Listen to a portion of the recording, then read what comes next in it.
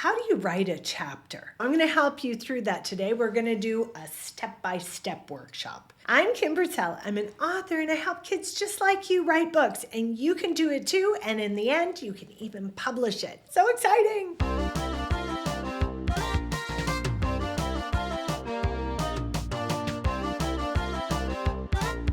You've already brainstormed your scene, but now you want to figure out how exactly should I write it. The first step is you want to hook the reader at the beginning of your chapter. So how do you do that? I'm going to give you an example right now from the book Wings of Fire by Tui T. Sutherland. A dragon was trying to hide in the storm. Okay, I'm pulled in. First of all, why is a dragon hiding? There's a storm. Interesting. I want to keep reading. Okay, so you do the same thing. You want to write a line that is exciting, that implies somebody's in danger, or that there's a mysterious sound. Maybe you do it with some line that's funny about the character. All you have to think is, would this make me want to keep reading? Pause me now and just write a hook.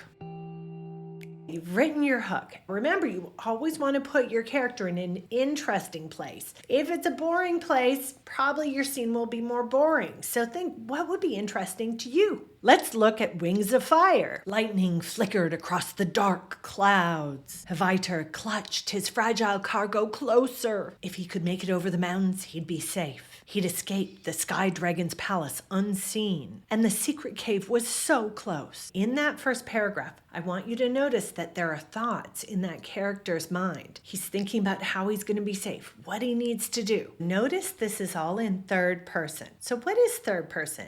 It's when you say she or he and there's not I. I is first person, okay? So if you're starting your book and it's all with names and she and he and not I, don't suddenly switch your main character to first person. That's very important. Also, notice that it's all in the past tense. If you start your book in past tense, you have to make sure that you continue in past tense. If you start it in present, continue in present tense. Just stay consistent. It doesn't really matter what you choose. Pause me now and see if you can write a description of everything the character can see and smell and hear. Pull us right into the scene and try to describe it from the character's unique point of view with all of their opinions. Go ahead, pause me now.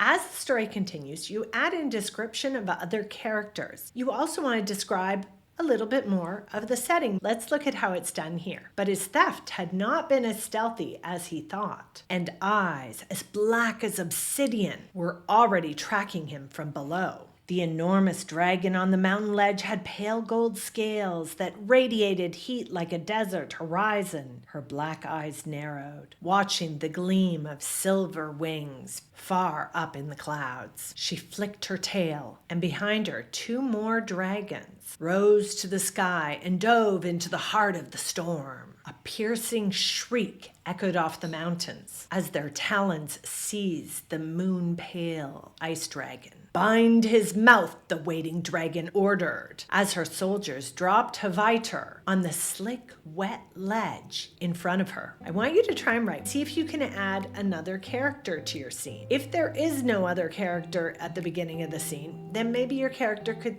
think about another character. Pause me now.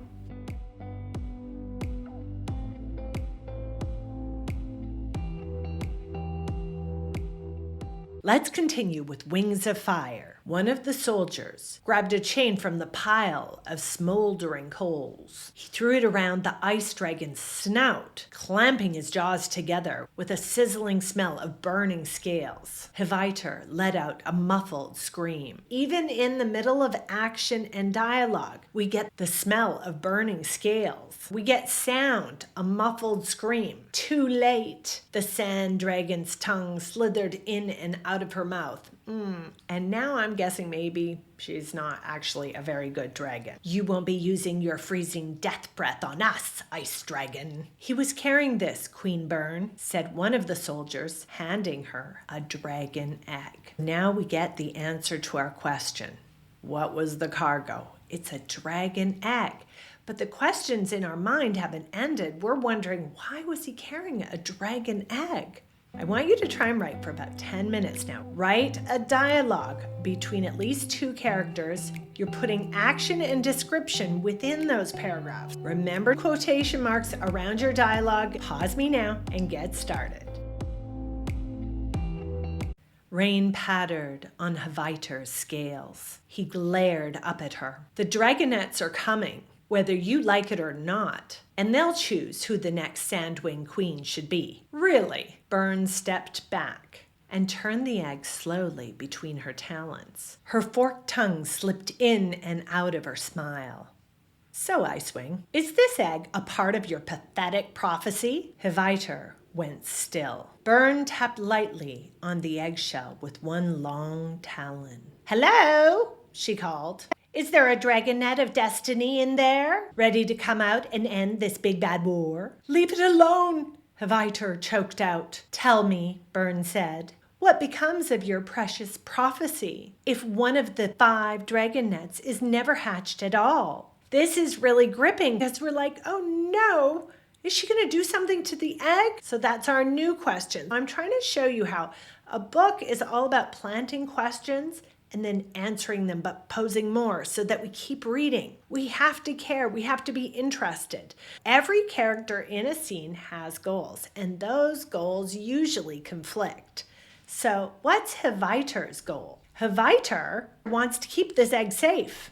Queen Byrne wants to win in the war, and she thinks this dragonet might stand in her way. So what do you think she's gonna do? All right, I'm not gonna give it away, but this is the point. You want to build the story, constantly make us wonder. You're adding thoughts, you're adding descriptions, and it doesn't really matter what kind of story you're telling. You want all of these ingredients in every chapter. You need some personality with some characters. You need interesting dialogue. You need riveting description using all of the senses. You need to keep adding description throughout, even in the middle of action. And very importantly, we need thoughts. Let's see if at the end you can create a cliffhanger so that the reader keeps reading. What is a cliffhanger? It's at the end of your scene. You don't just make the characters go to sleep, because what happens then? The reader's gonna go to sleep. But at the end of your chapter, you wanna make sure that we're like, ooh, I gotta keep reading. All right, go ahead, keep writing. Write for about 10 minutes. See if you can write at the end of your scene. While you're writing, try to entertain yourself. Pause me now. As soon as you're getting bored, make something exciting happen and show funny, scary, interesting opinions in your main character's point of view. And then you'll be really entertaining yourself while you're writing. And then the reader will be very entertained too. All right, you got this. Bye-bye.